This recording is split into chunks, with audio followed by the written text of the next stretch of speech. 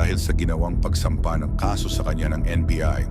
Bago tayo magpatuloy, kung hindi ka pa nakasubscribe sa ating channel, mag-subscribe na para sa ating future update. Naghay na nga ng reklamong inciting to sedition laban kina dating presidential spokesperson Harry Roque at vlogger na si Maharlika kaugnay ng Pulvoron video.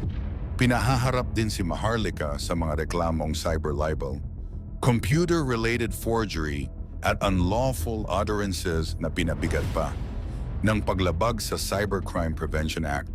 Matatandaan natin na naglabas ng affidavit si Ms. Pebbles Cunanan sa ginawang TRICOM hearing ng House of Representatives noong mga nagdaang araw. Dahil dito ay nakapagdesisyon ang NBI na formal lang magsampa ng kaso laban sa dalawang sinasabing nagkalat ng Pulvoron video ni PBBM.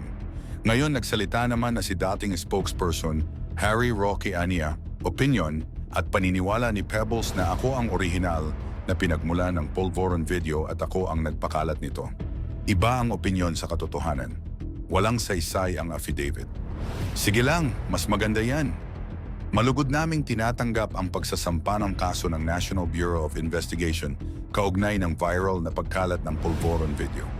Tinitingnan namin ito bilang isang magandang pagkakataon para kay Pangulong Ferdinand Marcos na tuldukan na at personal na pabulaanan sa korte ang walang katapusang mga paratang tungkol sa kanyang paggamit at pagka-adik.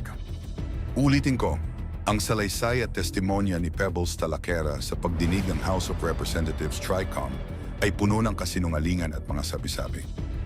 Walang legal na halaga ang affidavit ni Pebbles. Opinyon at paniniwala lang ni Pebbles na ako ang orihinal na pinagmula ng Pulvoron video at ako ang nagpakalat nito.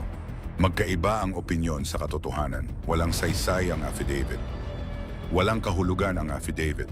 Dati nang pinabulaanan ng Malacanang na peke umano ang nasabing video dahil pina-authenticate raw nila ito sa India at sinabing edited lamang raw ang nasabing video upang siraan ang Pangulo.